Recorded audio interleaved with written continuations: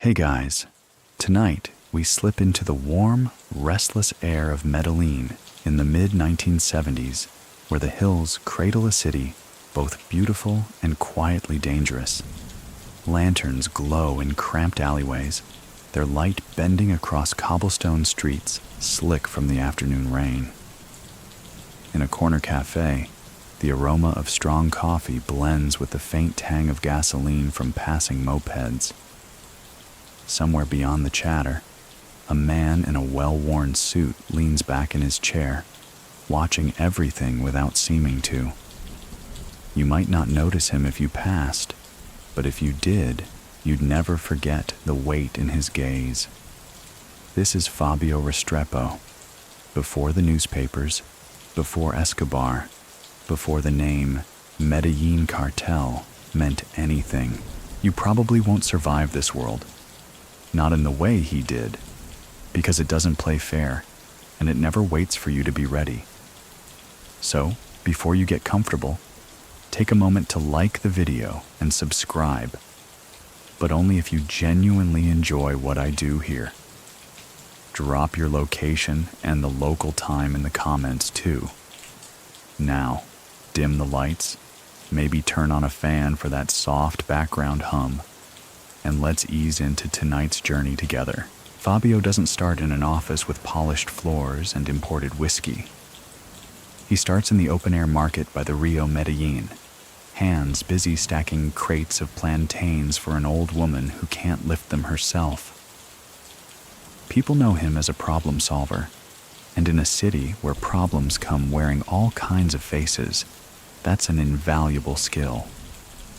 He learns to trade not only in goods, but in favors. A loaf of bread for a tip about a police patrol.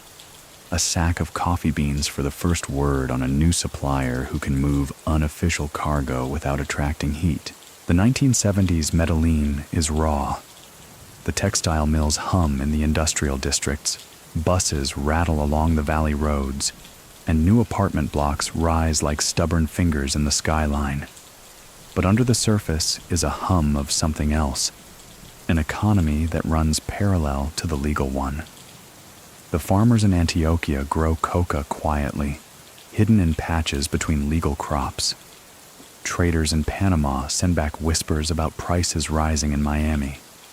Fabio catches those whispers.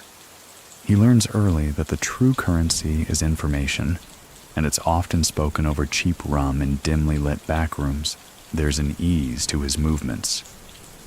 While most people work the market until their hands ache, Fabio takes breaks to walk the periphery, greeting everyone from the shoeshine boys to the truck drivers hauling freight south.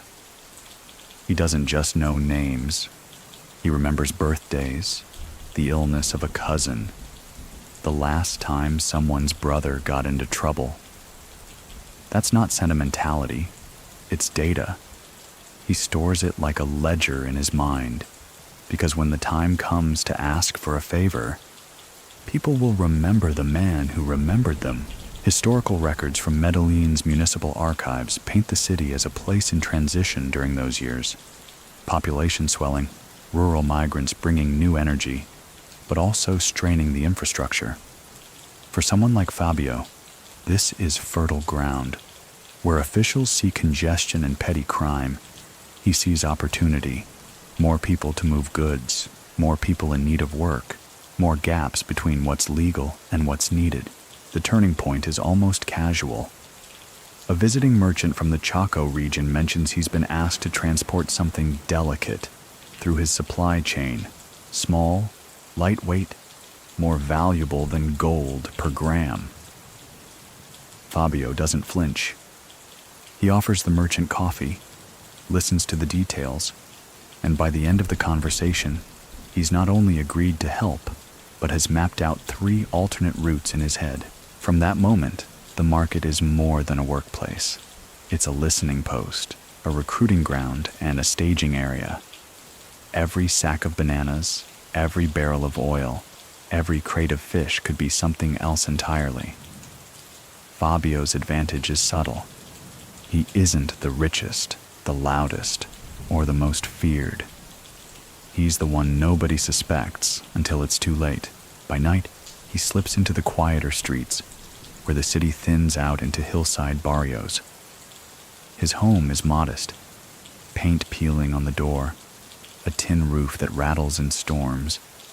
But inside, behind an unremarkable armoire, is the first safe where he keeps not only cash, but small packages that will change hands before dawn. Do you remember the day he left with the first money? It wasn't much by cartel standards, barely enough to buy a second-hand pickup truck, but it was pure profit, untaxed, unseen, and intoxicating. He counts it slowly, as though making each bill promise to bring its friends back. Many people still think that Escobar was the first to see Medellin's potential for the cocaine trade, but Fabio's circle knew better. His early moves laid a foundation others would later pave with gold and blood. The question is, so what do you think? Was he a visionary in the shadows? Or just the first man to step onto a path others would widen? By the end of 1974, Fabio Restrepo is no longer simply a market trader. He's a name passed quietly between men who do not meet in daylight. The city hums on, oblivious, as the first king before Escobar takes his seat, not on a throne, but at a wooden table in a corner room, drawing the first map of an empire that hasn't yet been given a name. Morning in Medellin smells of diesel and warm bread. The trucks roll in before sunrise, engines rattling as drivers lean out to swap jokes or trade news. Fabio is already there, leaning against a stack of burlap sacks, his shirt sleeves rolled neatly, a cigarette dangling without urgency. He watches the rhythm of the market the way a chess player studies an opponent, seeing not just the moves, but the patterns that will come after. By the mid-1970s, his reputation has shifted from helpful merchant to a man who can make things happen. Need a shipment cleared without customs fuss? Fabio knows who to talk to. Short on cash to buy your next inventory? Fabio will front it at a price that's never written down, but always remembered. The small debts people owe him are threads in a web that grows more intricate by the week. The step from market deals to underworld capital isn't a leap. It's a gradual tilt, a slope so smooth that even those around him might not notice the change until they're too far down to climb back. It starts with currency exchanges, swapping pesos for dollars at better than bank rates. Then it's lending those dollars to traders who need to pay suppliers in Miami or Panama. The goods come in, the money moves out, and somewhere along the line, a package that isn't declared passes through too. There's a rumor among dock workers about a cargo truck Fabio arranged to inspect one late night in 1975. They say the paperwork showed machine parts, but the crates held sealed cans filled with powder so fine it clung to the air like smoke. Fabio never confirms the story, but the men who unloaded that truck found envelopes in their lockers the next morning. No one asked questions after that. He's careful not to flaunt his growing wealth. While other men might buy shiny cars or throw loud parties, Fabio prefers a quiet corner table at his favorite cantina, where he can sip aguardiente and hear the talk of the city without being the center of it. His suits are clean but modest, his shoes polished but unremarkable. Even when he buys his first real property, a small warehouse near the river, he registers it under a cousin's name. What sets Fabio apart is patience. Many street hustlers burn out chasing quick profit, spending as fast as they earn. Fabio treats money like seeds, planting it in small ventures that sprout over time. A fruit distribution business here, a trucking company there. Each one is legitimate enough to withstand a glance, yet flexible enough to hide something extra when needed. There's a historical footnote here. Colombian customs oversight in the 1970s was notoriously underfunded. especially in secondary ports. Ships could unload entire containers with minimal inspection if the right forms were signed. For someone with the right connections, the sea was as open as the sky. Fabio's rise also benefits from the instability in the countryside. Guerrilla groups skirmish with the military in remote areas, leaving roads and supply chains vulnerable. Most merchants see this as risk. Fabio sees opportunity. A detour through rebel-held territory is dangerous for most, but with the right tax paid to the right commander, his shipments move without interference. One evening, over coffee and rum, he sits with a man from Chaco who trades in timber. The man complains about bribes eating into his profits, about the long delays at checkpoints. Fabio listens, nodding slowly, then offers a solution. Move part of the cargo through a river route he knows, one that bypasses the worst of the military presence. The timber gets through, but so does something else, hidden beneath the tarps. The profit is enough to make the timber trader forget the bribes entirely. The transformation from hustler to kingpin in the making isn't marked by a single event, but by 1,000 small choices, each one bending the path just slightly more toward power. And with each choice, his circle tightens, not in trust, but in dependence. People who owe Fabio can't easily walk away, and those who threaten him find themselves quietly frozen out of business, their supplies drying up until they come back to the table, hat in hand. Do you remember when he first turned down a deal? It was an offer from a flashy newcomer, promising huge returns. Fabio shook his head, saying the numbers were too good to be true. Weeks later, that newcomer's shipment was seized, and his name appeared in the police blotter. Fabio didn't gloat. He didn't need to. The lesson was obvious to everyone who mattered. By the close of the decade's first half, Fabio Restrepo is no longer a man who works in the market. He owns pieces of it, invisible but real. The city's legal economy hums on the surface, but beneath, another network takes shape. Threads of influence, trust, and calculated risk. Fabio isn't chasing headlines or infamy. He's building something steadier, a foundation strong enough to outlast the reckless men who will come roaring after him. The mountains around Medellin rise like dark sentinels, their slopes wrapped in morning mist that rolls down into the city's streets. For most people, those ridges are a backdrop, beautiful, distant, untouchable. For Fabio Restrepo, they are corridors.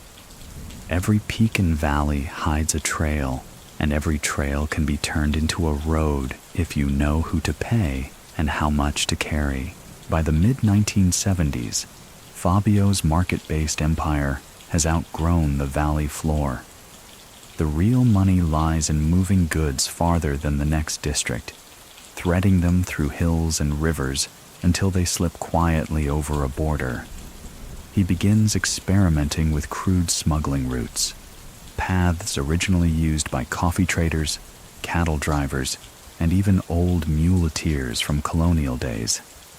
The difference now is what rides in the cargo. One of his first ventures is deceptively simple. In a hamlet north of Medellin, farmers sell him sacks of special coca paste, barely processed, but potent. It's wrapped in layers of canvas and hidden among crates of legitimate produce. These crates are loaded onto small trucks driven by men Fabio trusts with his life, mostly cousins and lifelong friends who grew up running errands for him in the market. The roads are slow, winding through villages where children wave and stray dogs wander in the dust. There are checkpoints, but Fabio has already mapped out where the guards are open to persuasion. A folded envelope or a quiet nod is often enough to keep a truck moving without inspection. For longer hauls, rivers become the arteries of his operation. The Rio Magdalena, wide and brown with sediment, is a lifeline for countless legitimate traders. Fabio hires boatmen who've been navigating its currents since boyhood. The cargo travels under tarps, sometimes even disguised beneath stacks of fish on ice.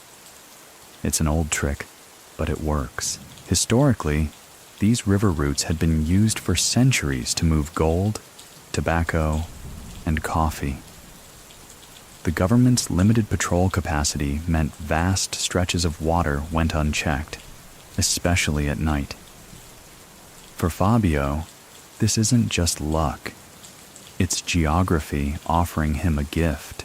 The first big test comes when a shipment bound for Panama nearly collapses under the weight of a tropical storm. The small coastal boat, overloaded with both legal and illegal goods, limps into a sheltered cove, battered but intact. Fabio spends the next week in quiet conversation with the crew, ensuring their loyalty is rewarded and their silence guaranteed. By the time the goods are delivered, the incident is a story they all share like a secret badge of survival. He begins layering his routes, never using the same path twice in a row, and always mixing legitimate shipments with the illicit. One week it's fruit to the coast, the next it's timber upriver. Somewhere along the way, the cocaine moves too, but never in a predictable pattern. Fabio understands the golden rule. Consistency breeds vulnerability. This is also when he starts to weave in his first genuine political protection. A regional official's brother-in-law is given a lucrative transport contract, on paper, for agricultural exports. In reality, the official's influence ensures certain roads stay safe whenever one of Fabio's trucks is scheduled to pass. On a humid night in 1976, Fabio rides in the cab of a delivery truck bound for the Panama border. He doesn't usually go along, too risky, but this shipment is different. Hidden inside the wooden slats of the truck bed are compartments lined with waxed cloth, each containing tightly wrapped bundles. Above them, in plain sight, sit crates of guava, mango, and papaya, the sweet scent masking anything that might drift up from below. As they climb a mountain pass, the driver points out the moonlight spilling over the valley, the way it catches on the river far below. Fabio smiles faintly, but doesn't relax until they've passed the last checkpoint. When they finally cross into friendly territory, he knows the risk was worth it. The buyers on the other end are paying in US dollars, and once those dollars come back through Panama's loose banking system, they'll be clean enough to invest anywhere. Do you remember the first time he held foreign currency? Not a tourist bill or a stray note from a sailor, but stacks bound in neat paper wraps. He turned them over in his hands slowly, the way a jeweler studies a gem, knowing this was the currency that could buy him a place at any table in the Americas. Many people still think that smuggling on this scale began only after Medellin's younger generation of traffickers took over. The truth is, Fabio's crude but clever roots formed the skeleton of a network they would later flesh out. Without him, the maps of the late 70s underworld might have looked very different. By the close of this chapter in his rise, Fabio Restrepo is no longer just a man with connections. He's a man with corridors. Some run through dirt roads, others over open water, but all lead to the same place: more power, more reach, and a kind of control that doesn't need to be shouted to be felt. The walls of Medellin's old city hall are thick with the smell of paper and ink, where clerks shuffle through endless stacks of permits, licenses, and land deeds. Most citizens enter nervously, clutching documents and hoping to leave with the right stamp. Fabio Restrepo doesn't come here often, but when he does, it's never for stamps. By 1977, He has understood a truth every long-term player in the underworld eventually learns. You can move goods with muscle, but you keep moving them with permission. And in Colombia, that means politics, not the speeches in plazas, but the quiet conversations behind closed doors. The approach is slow, almost invisible. Fabio starts with favors for people who hover around the edges of local politics. A city councilman's brother-in-law whose failing trucking business suddenly lands a steady contract. A minor party organizer whose daughter needs tuition for a private school. A regional agricultural inspector whose family farm mysteriously receives the best fertilizer on the market. None of this looks like bribery, at least not at first glance. At a small dinner party hosted by a business association, Fabio sits across from a middle-aged man with sharp eyes and a gold tie pin. He is not in office, but he controls a political machine in one of the districts near the coast. Between bites of roasted chicken and sips of red wine, the man talks about port delays, about overzealous customs officers causing trouble for exporters. Fabio listens politely, then mentions, almost in passing, that he knows a few people who could make such problems disappear. In the weeks that follow, introductions are made. Names are exchanged, not with the fanfare of a deal, but as if they were old friends reconnecting. Soon, Fabio has a standing invitation to visit certain offices where the blinds are always drawn and the coffee is poured strong. One particular contact proves invaluable. A provincial police captain whose career has stalled due to a scandal that never quite reached the newspapers. Fabio offers him a way back to relevance, not through bribes of cash, but by solving a problem involving a rival gang making noise in the captain's territory. Within months, the captain is a quiet ally, ensuring that patrol schedules are conveniently shifted when Fabio's shipments are on the move. Historical records from the era show that Colombia's regional politics in the 70s were often fragmented, with local power brokers wielding more immediate influence than national officials. It's here, in this patchwork of authority, that Fabio thrives. He doesn't need to control everything, just the right pressure points in the right places. There's a subtle elegance to his method. He never asks for too much at once. Instead, he frames each request as a solution to someone else's problem. A customs officer wants a quicker path for his nephew's business license. Fabio knows the clerk who can push it through. A rural mayor worries about theft on the supply road. Fabio sends friends to patrol it, friends who happen to be armed and loyal only to him. One evening in late 1977, Fabio hosts a small gathering at a countryside finca. The air smells of roasted pork and fresh-cut grass, the sky painted orange by the setting sun. Around the table are businessmen, minor officials, and one sitting congressman who laughs too loudly at his own jokes. No one speaks openly about cocaine, smuggling, or money laundering. Instead, they talk about commerce, logistics, and efficiency. Deals are implied in the pauses between sentences, in the way a glance lingers just long enough to seal understanding. Do you remember the first time he realized he didn't need to fear the police?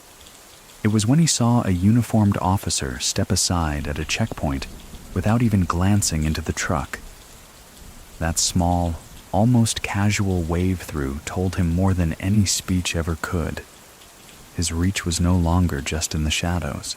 Many people still think that drug lords only bribed their way into politics after the cartels exploded in the 80s. But Fabio's quiet courtship of politicians in the 70s proves otherwise.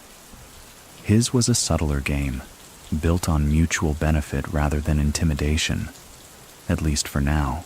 By the end of this phase, Fabio Restrepo holds something far more valuable than territory or money. influence. It is not visible on a map, but it exists in the unlocked doors, the unchecked shipments, and the smiles of men who once would have looked away in public and now greet him with a handshake. The streets of Medellin at night are a mix of music and menace. Salsa drifts from open bars, mingling with the metallic clatter of shutters being pulled down. In the glow of yellow street lamps, shadowed figures watch from corners where the pavement crumbles into the gutter. Fabio Restrepo walks through it all without hurry, his stride calm, his head high. He's a man in control, until someone decides to test that. In late 1977, the challenge comes from a local street boss named El Moro. Younger, brasher, and always surrounded by a loud entourage, El Moro has been carving into Fabio's influence in the market district. He starts small, convincing a few transport drivers to work for him instead, offering them bigger cuts. Then he pushes harder, muscling in on the coastal routes Fabio had painstakingly secured. Fabio doesn't react right away. He knows better than to meet noise with noise. Instead, he watches. He sends word through vendors, dock workers, even a pair of bartenders who overhear El Moro's boasts. The picture becomes clear. El Moro isn't just ambitious. He's reckless, flaunting his money in bars and flashing gold chains while paying his people late. That's the sort of arrogance that draws attention, both from rivals and from the wrong kind of officials. The first move is quiet. A shipment meant for El Moro goes missing before it even leaves the warehouse. No one sees who took it, but whispers in the market say Fabio's men were spotted nearby. When El Moro tries to retaliate, a police raid, coincidentally, shuts down his main storage location. Fabio's fingerprints aren't on it, but his influence is in every step. Still, El Moro doesn't back down. The tension builds until one humid night outside a billiards hall. Fabio steps into the street, the music spilling from inside, and finds El Moro leaning against a car with two of his men. There's no shouting, no public scene. Fabio simply walks up, close enough that only they can hear. His words are calm, but the message is cold. You're in over your head. You can drown or you can step back. There's a pause, long enough for the muffled clink of pool balls from inside to echo down the street. El Moro smirks, but his eyes flicker. It's the look of a man weighing the difference between pride and survival. Historically, Medellin's underworld at this time wasn't yet dominated by single cartels. Rivalries often played out in small bursts of violence, enough to send a message, but not enough to trigger full-blown wars that scared away business. Fabio prefers it that way. He understands that open conflict bleeds money faster than it earns it. The decisive moment comes weeks later. El Moro's top driver, deep in debt and tired of late pay, switches sides. He brings with him knowledge of storage spots, payment schedules, and the names of corrupt officials on El Moro's payroll. Within a month, Fabio has absorbed nearly all of El Moro's routes. The man himself quietly disappears from the market district, seen last heading toward the coast, where he fades into obscurity. Do you remember the day the market vendors stopped glancing over their shoulders? It was after El Moro's crew was gone, when business could flow without sudden shakedowns or threats from swaggering young men. People knew Fabio had won, not because he declared it, but because the fear had shifted. Many people still think that these kinds of rivalries in the 70s ended with shootouts in crowded streets. The truth is, Fabio's way was sharper. Dismantle a rival's foundation until there's nothing left for him to stand on. Violence was a last resort, and he rarely needed to reach for it. By the close of 1977, Fabio Restrepo's position in Medellin's underworld is stronger than ever. His rivals are either gone, allied, or irrelevant. The market is his domain, the smuggling routes are secure, and the political ties he's nurtured mean that few dare to cross him openly. The city moves on as if nothing has changed, but those who know the game understand. There's a new order now, and it's built around a man who prefers his victories quiet. Fabio Restrepo's wealth in the late 70s doesn't glitter under neon or shine from polished chrome. It lives in shadows, in places where the average man wouldn't think to look. On the surface, his life still appears modest. A comfortable home in a quiet barrio, a few well-maintained vehicles, a warehouse that hums with legitimate trade. But behind closed doors, the scale of his success is beginning to show. Though never in a way that invites envy from the wrong eyes, he's mastered the art of blending into the very city he's shaping. In the market, he still buys fruit with the same deliberate care he had when every peso counted. He nods at the same vendors, laughs at the same jokes, and takes coffee at the same corner stand. Yet while his public routine remains unchanged, his private dealings have expanded into something much larger. When Fabio spends, it's with purpose. A tailor in El Centro makes his suits now, nothing ostentatious, but the fit and fabric speak of quiet prosperity. He invests in properties, but he buys them through layers of trusted intermediaries, ensuring no public record links him to their ownership. The same goes for vehicles, boats, and the growing fleet of trucks he controls. Perhaps his most notable investment is in people. He starts paying for the education of certain young men in his neighborhood, not out of charity, but foresight. A cousin studying logistics, a neighbor's son learning accounting, an old friend's child training in mechanical engineering. Each one will one day hold a role that feeds directly into his network. Loyalty is purchased not only with money, but with opportunity. When it comes to leisure, Fabio's taste leans toward the discreet. He prefers gatherings at private fincas in the hills, where music drifts softly from a radio, and the guests are carefully chosen. These aren't wild parties, they're social fortresses, places where deals can be discussed under the cover of a barbecue or a card game. Historical glimpses into Medellin's elite social circles of the era show that true power was often exercised away from the public eye. Fabio understands this instinctively.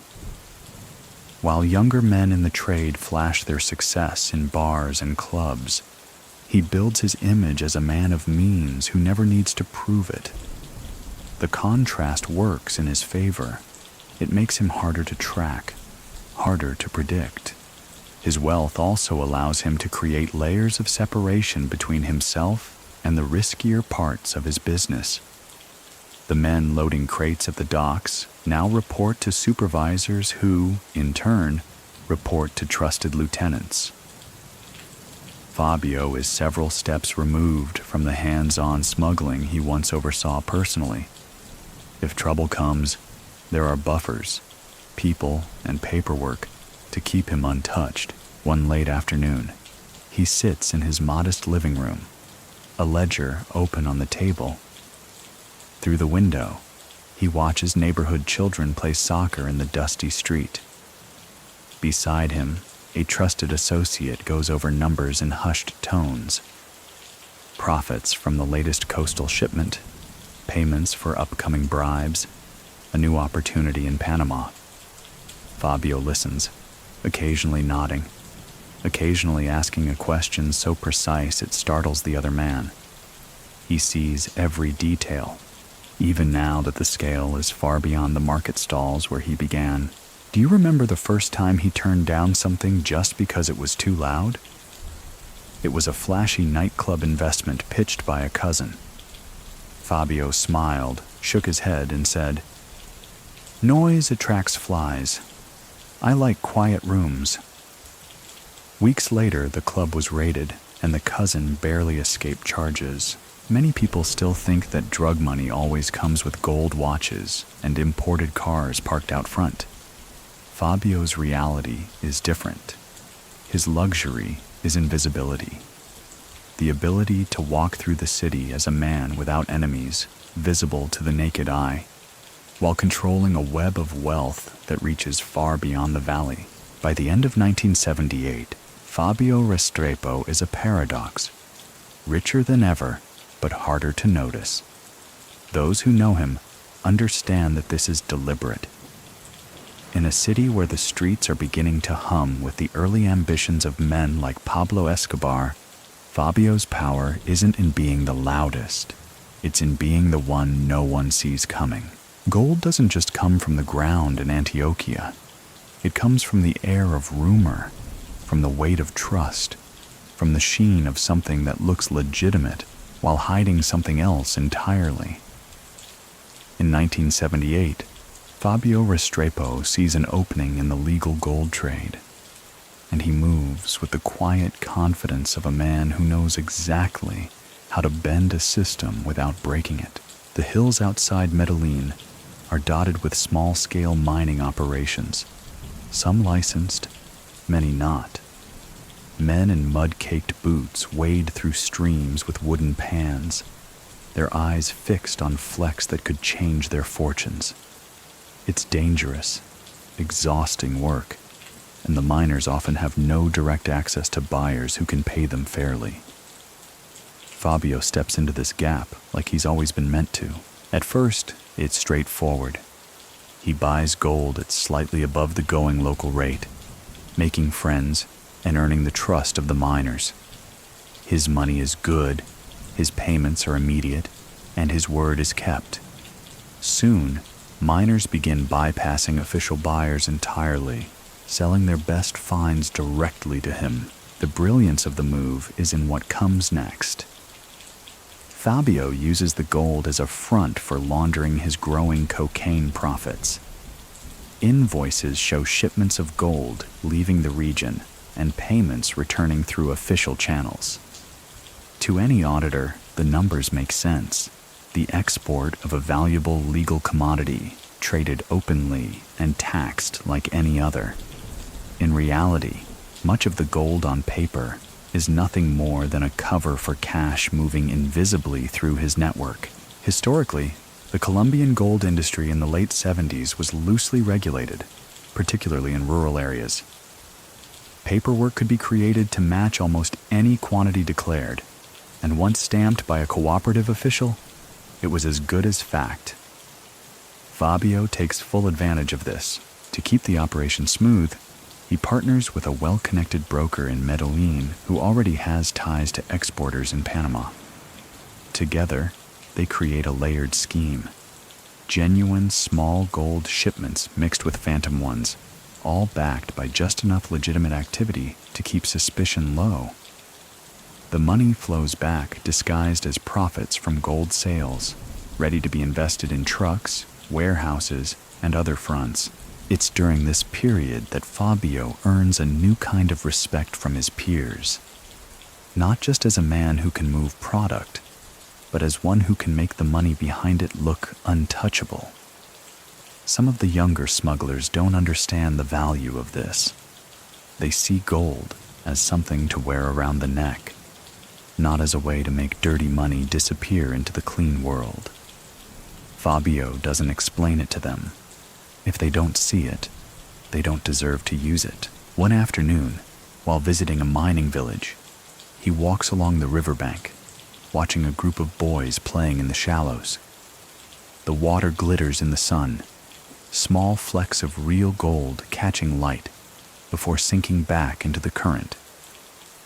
He knows that what he's building is just as hard to see from the surface, an invisible fortune moving under the noise of the city. Do you remember when he said, "Some treasure you can wear, some treasure you hide in the paperwork"? It was over a bottle of rum at his finca as he explained to a trusted associate why they'd never flaunt their wealth like the new generation would. Many people still think that laundering in Medellin began only when the big cartels started sending billions abroad. The truth is, men like Fabio had already built the channels, slender, quiet streams of capital that would later swell into rivers when others copied the blueprint. By 1979, Fabio's gold operations hum like clockwork. The miners keep digging, the papers keep moving, and the dollars keep returning. Each one scrubbed clean by the alchemy of his network. To the outside world, he's just another prosperous trader. Inside the quiet rooms where the real business is discussed, everyone knows better.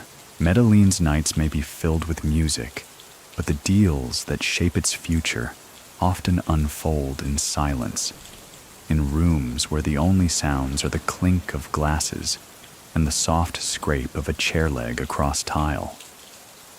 By 1979, Fabio Restrepo understands that every major leap in his business will require the same thing: deals sealed with quiet violence.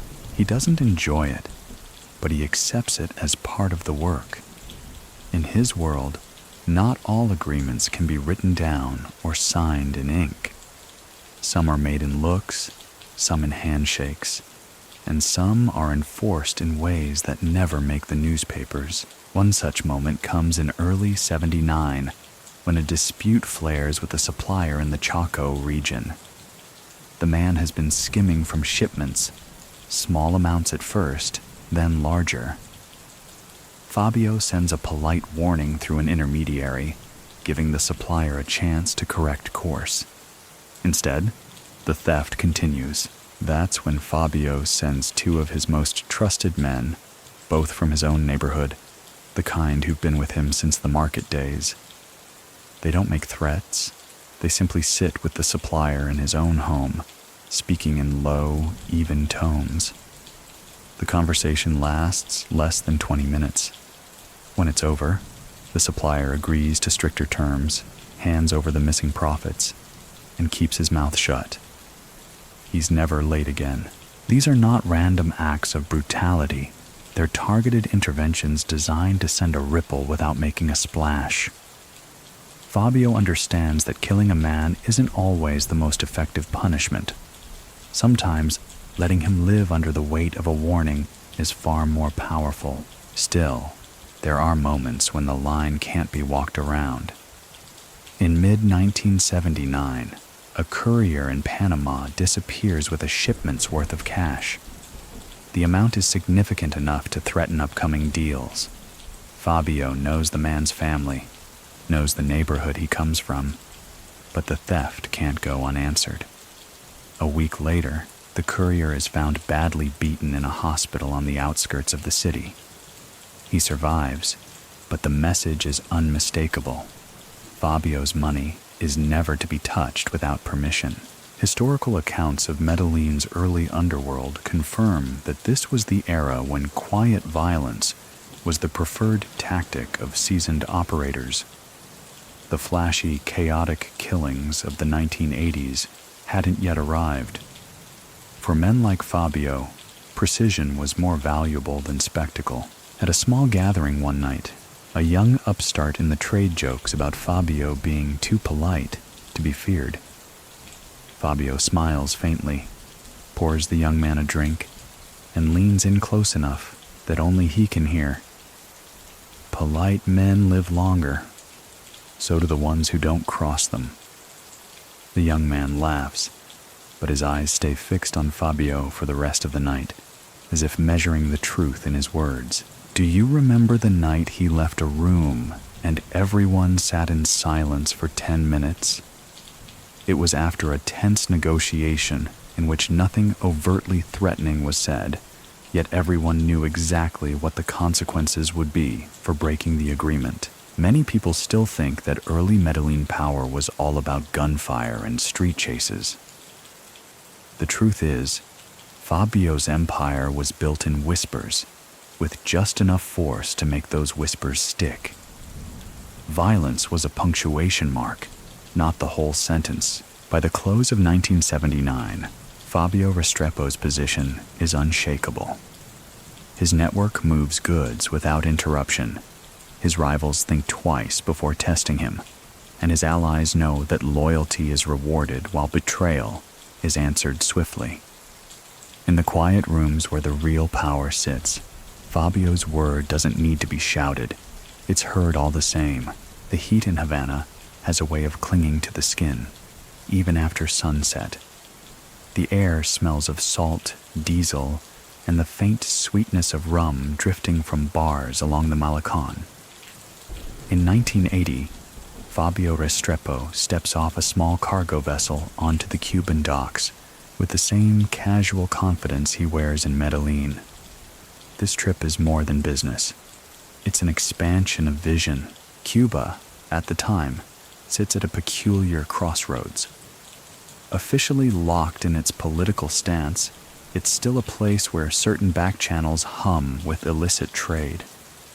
Smugglers from across the Caribbean use the island as a quiet waypoint, and Havana's old neighborhoods hide men who can move almost anything if the price is right.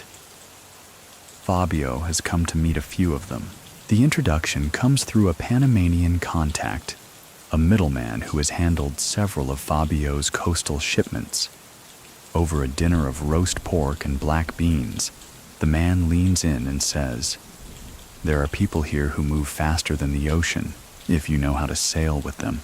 The next day, Fabio is sitting across from two Cuban smugglers in a dim, smoke-filled room above a repair shop. These men are veterans, sharp-eyed, cautious, speaking in the rhythm of those who have learned to weigh every word. They explain how they've been running goods, mostly rum and cigars, into Florida for years, dodging patrols and bribing the right eyes. The infrastructure, they hint, could handle far more valuable cargo. Fabio listens without rushing. He understands that new partnerships aren't sealed by eagerness, but by trust built over time. They talk routes, small islands to the north, hidden inlets where boats can wait for nightfall. The smugglers know the currents, the patrol schedules, the places where the sea itself seems to shelter those who know how to read it. The real breakthrough comes when one of the Cubans, a wiry man with a sailor's tan, admits they have access to a pair of fishing vessels with concealed compartments. They've used them for years to hide contraband beneath layers of ice and freshly caught fish. Fabio recognizes the value instantly. Not only is it a proven method, but it fits seamlessly into the kind of mixed cargo approach he's already perfected in Colombia. Historically, the Caribbean smuggling network in this period was a patchwork of small operations, men with boats and knowledge of the sea, each guarding his routes fiercely. Fabio's skill lies in weaving these independent strands into a larger, more profitable whole. By aligning with the Cuban crew, he gains not just faster access to Miami, but a new level of deniability. Over the weeks that follow, Fabio makes several trips back and forth, each time bringing small trial shipments, legitimate goods paired with hidden cargo. The success rate is perfect. The Cuban smugglers begin to see him as more than an outsider.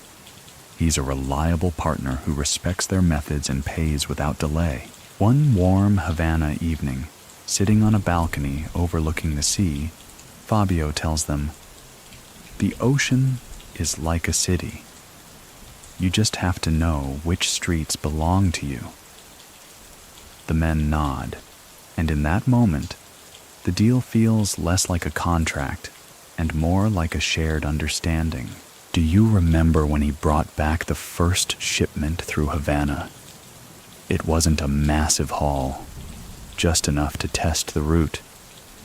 But the profit was clean, the risk minimal, and the doors it opened were worth far more than the cash in hand. Many people still think that Fabio's reach never extended far beyond Colombia and Panama.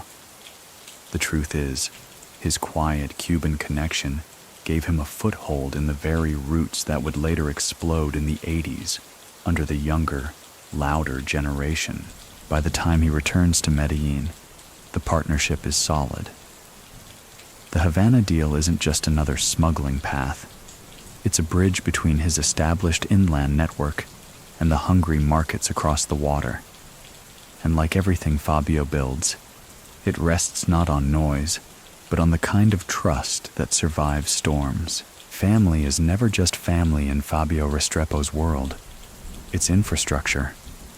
By 1980, his network is no longer made up solely of old market friends and political acquaintances.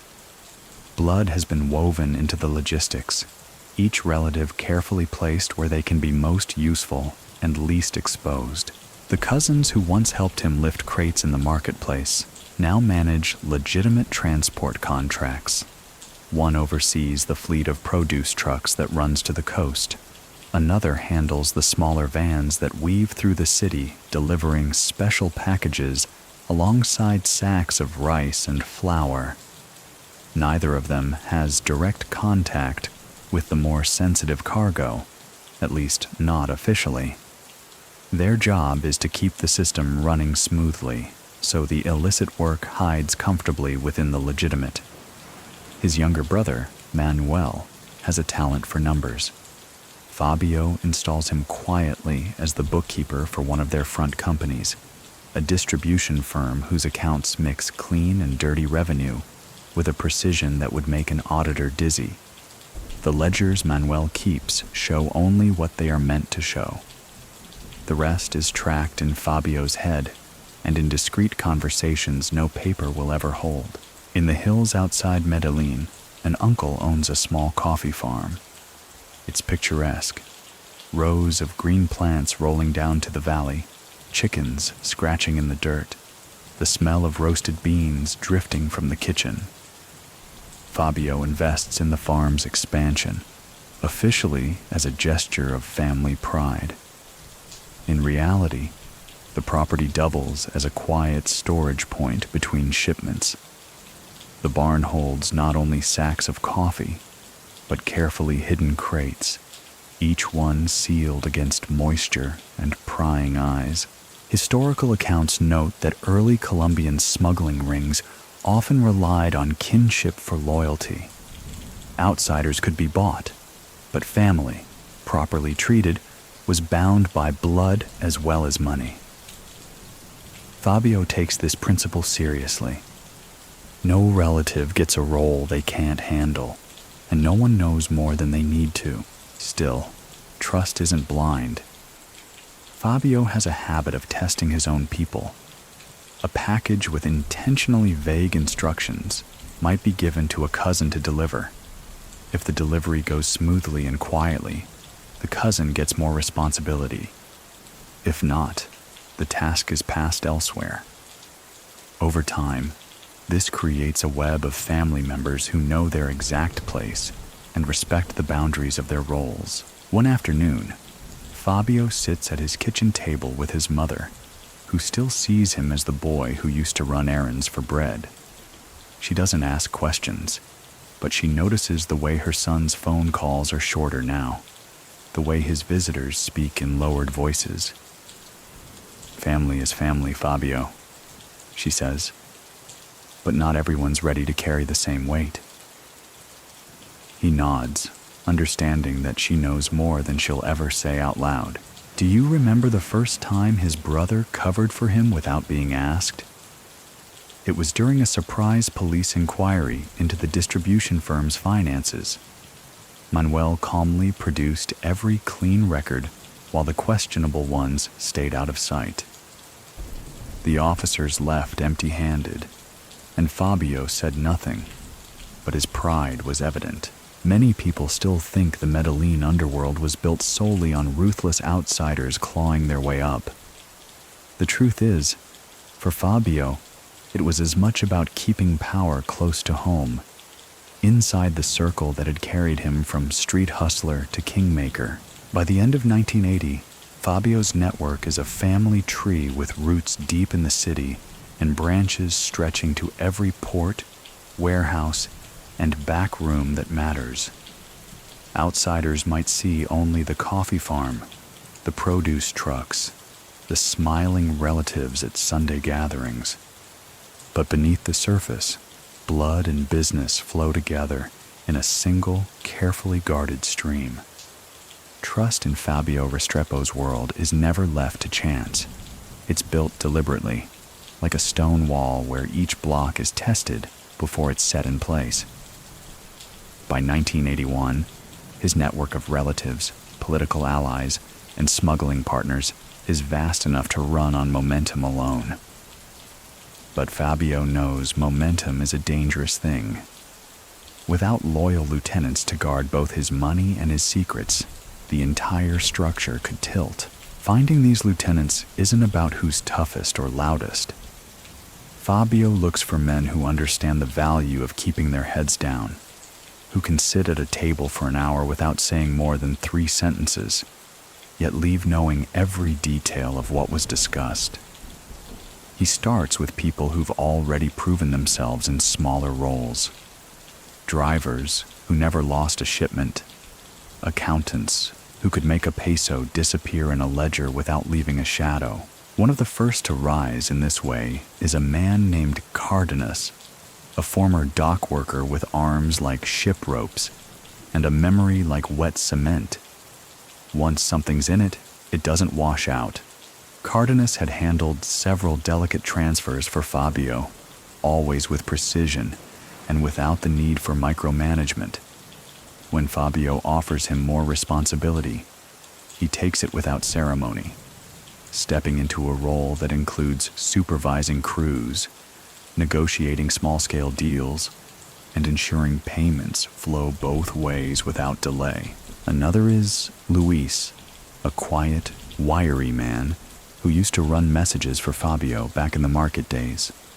Luis doesn't drink, doesn't gamble, and doesn't talk to strangers. His strength lies in logistics, knowing which routes are open, which roads are being watched, and how to shift a shipment's path with a single phone call. He becomes Fabio's invisible hand in the streets, the one who makes problems vanish before they reach the boss's desk. Fabio's method for binding loyalty is simple. He pays well, he protects fiercely, and he makes his lieutenants' fortunes rise with his own. But he also makes it clear, through the same calm, understated manner he uses in all things, that betrayal is a road with only one end. This isn't shouted.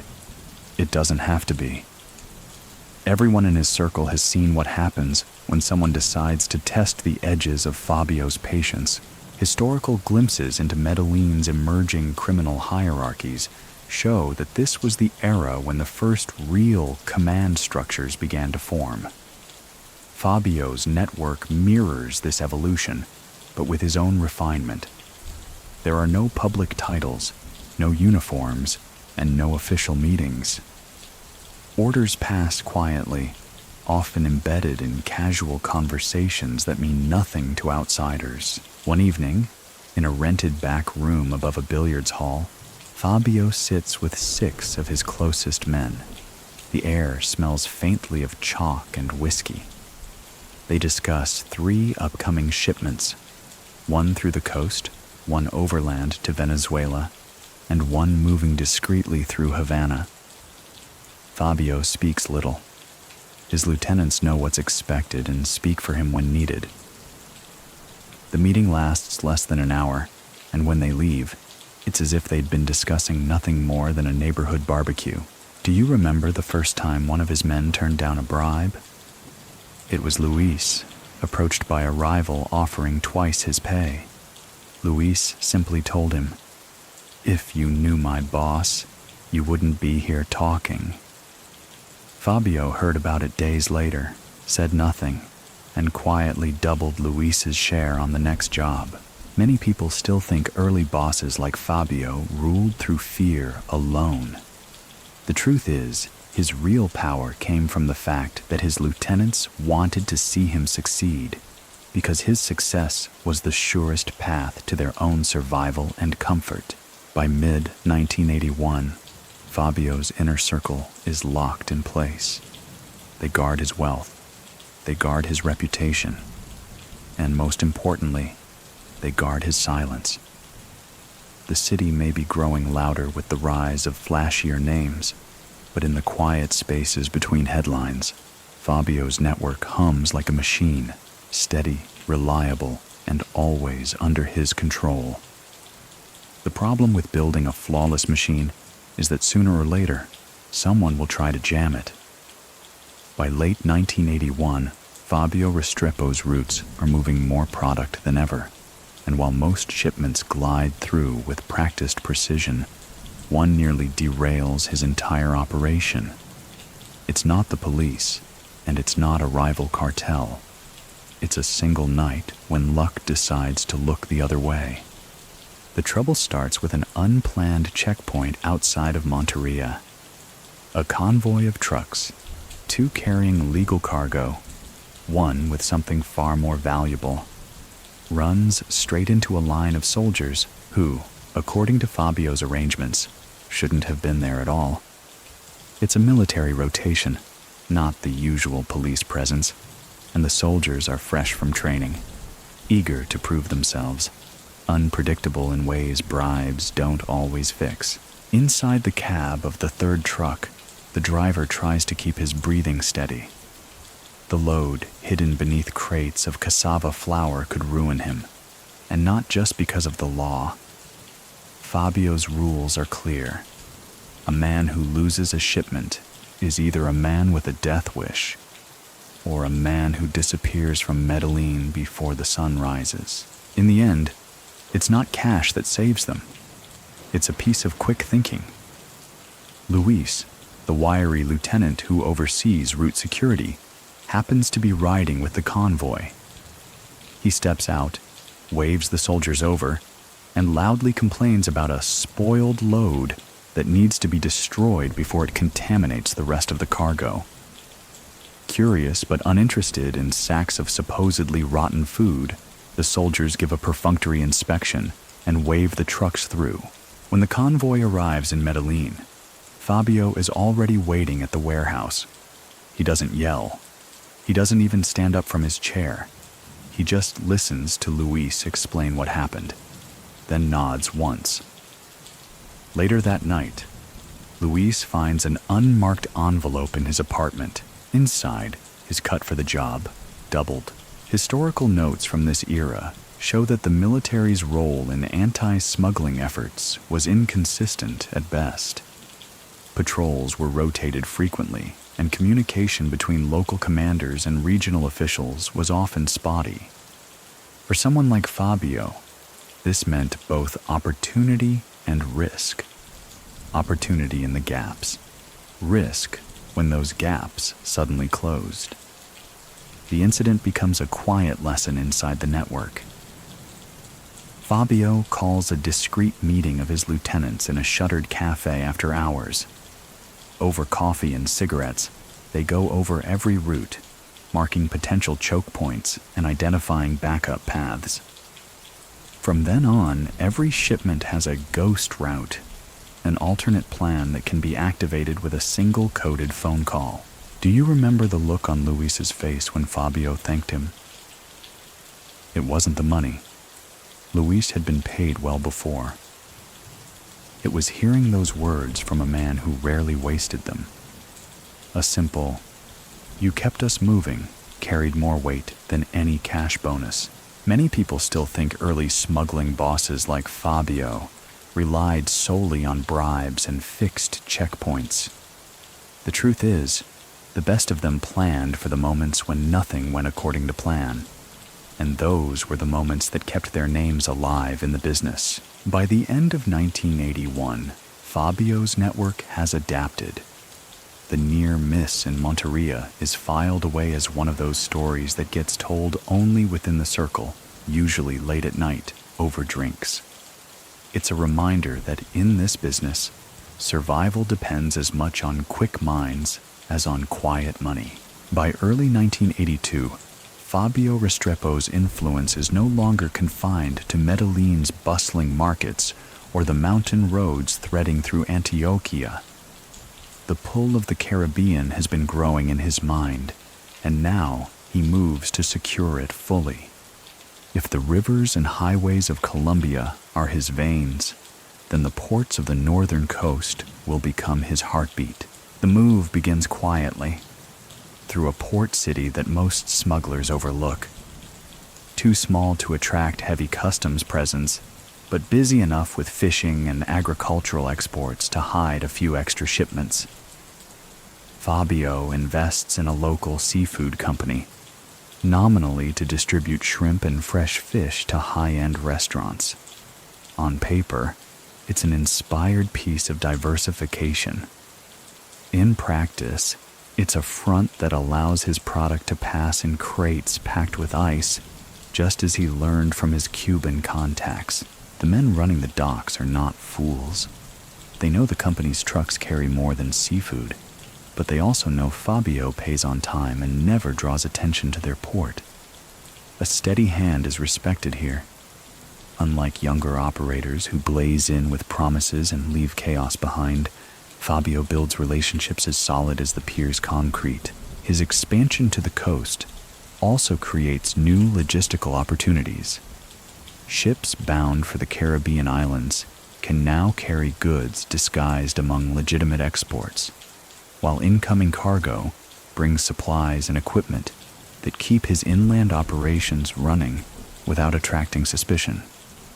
He even uses the seafood business to move certain political allies around, inviting them on inspection trips that are really just paid holidays for keeping routes safe.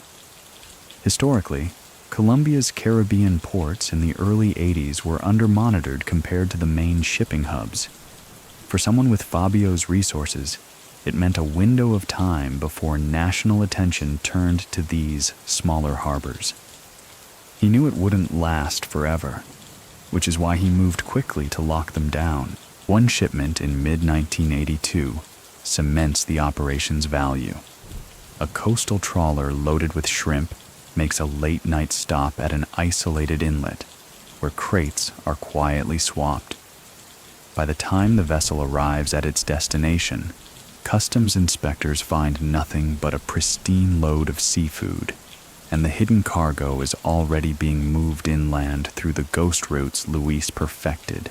Do you remember the night he stood on the pier and watched the lights of a ship disappear into the dark? He told Cardenas, "If you control the water, you control the hunger. And if you control the hunger, you control the city." Many people still think Fabio's smuggling reach was limited to land routes through Panama and Venezuela. The truth is, by 1982, he was quietly embedding himself into the Caribbean supply chain, years before it became a main artery for larger cartels.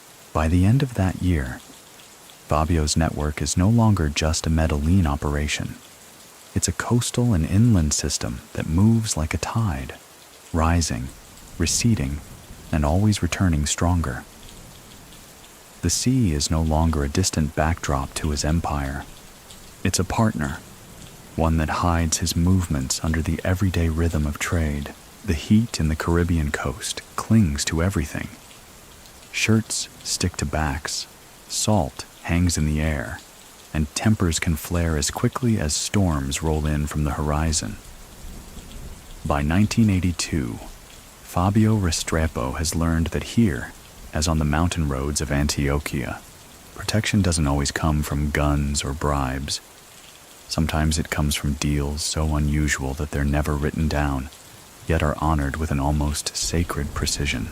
One of these deals involves weapons. Not the flashy military-grade stockpiles that appear in movies, but a steady stream of practical firepower, rifles, pistols, and ammunition, the kind that can shift the balance in a guerrilla skirmish, or keep a smuggler's convoy from being overrun on a rural road. In this era, Colombia's political landscape is fracturing along dangerous lines. Leftist guerrilla groups control swathes of jungle territory, while right-wing paramilitaries begin to form their own shadow armies. For someone moving high-value cargo through contested zones, Neutrality is impossible. Fabio doesn't choose a side. He chooses the side that lets his trucks pass. And that means striking arrangements with men in fatigues whose politics matter less to him than their willingness to honor a bargain. It starts with a single trade, a crate of Belgian-made rifles acquired through his Cuban connection in exchange for uninterrupted passage along a crucial river route. The guerrilla commander, lean and sharp-eyed, takes the crate without ceremony. Days later, Fabio's shipment glides through the checkpoint without so much as a glance from the armed men on the shore. From there, the pattern expands. A shipment of handguns buys him 3 months of safe travel through the Magdalena Valley. A few cases of ammunition secure a pass for a convoy bound for Venezuela. Fabio's rule is simple. Never give more than the value of what you protect, and always keep the balance, so no one becomes dependent enough to resent you. Historical records confirm that in the late 70s and early 80s, arms for passage deals were not uncommon in Colombia's border and river regions. For traffickers like Fabio, these trades weren't acts of ideology. They were investments in efficiency, reducing delays and minimizing the risk of seizure or sabotage. Of course, there are risks. One commander tries to push for more, demanding both cash and guns for continued cooperation. Fabio's response is quiet, but decisive. He cuts the route entirely, shifting his shipments through a longer, costlier path. Within months, the commander's group is struggling to hold territory, cut off from the trade lifeline Fabio's shipments had provided. The message is clear. Partnership is a privilege, not a right. One humid evening, Fabio meets with a paramilitary contact in the back of a coastal warehouse. The conversation is brief, the terms simple. When they shake hands, Fabio notices the man's grip is rough from years of fieldwork, but his eyes are calculating. They understand each other perfectly. This isn't friendship, it's arithmetic. Do you remember the first time he said, "Guns are just keys. They open roads"? It was after a late-night exchange deep in the hills, as he watched his convoy disappear down a newly unlocked road. Many people still think Medellin's early smuggling routes were guarded only by bribed police or hired gunmen. The truth is, Fabio built layers of protection, from politicians in offices to men in the jungle whose allegiance was measured in crates and cartridges. By the end of 1982, Fabio's empire doesn't just move through Colombia, it flows through it, weaving between conflict lines without becoming trapped in them. His weapons for favor strategy ensures that whether the road is controlled by rebels, paramilitaries, or local militias, it's a road that knows his name. The streets of Medellin hum with rumor, and by 1983, one story refuses to die, that Pablo Escobar was the man who brought the city into the cocaine age. In cantinas and street corners, his name is spoken as if he were the first to see the fortune in white powder. Fabio Restrepo hears these whispers with the faintest curl of a smile. He knows better. In truth, his own network was already moving product years before Escobar became a headline. The early routes, through the mountains, along the rivers, across the Caribbean, were his. The foundations of what would become the Medellin cartel rested quietly on logistics he built in the 70s. And while Escobar's style was brash and unmissable, Fabio's was the opposite. Steady, subtle, invisible to all but those who needed to see it. It's not resentment Fabio feels, it's amusement. The younger generation may think they invented the trade, but they're walking roads he cleared and paved. Many of Escobar's early shipments, in fact, move along paths that Fabio's men secured. Through checkpoints, Fabio's money had already softened. One night at his finca, over a slow game of dominoes, Cardenas remarks, "They talk about him like he's the first king." Fabio doesn't look up from the tiles. "Let them talk," he says. "Kings need crowds. I need corridors."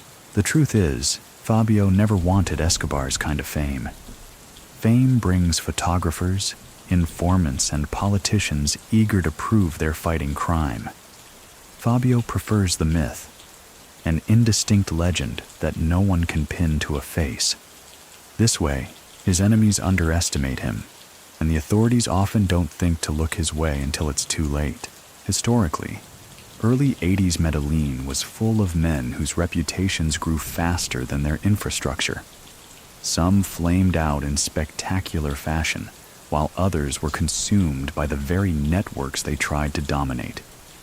Fabio avoided both fates by never needing to be the loudest in the room. Still, there are moments when his patience wears thin. When a younger trafficker brags about opening a route Fabio's been using for half a decade. In these moments, Fabio's answer is not confrontation, but demonstration.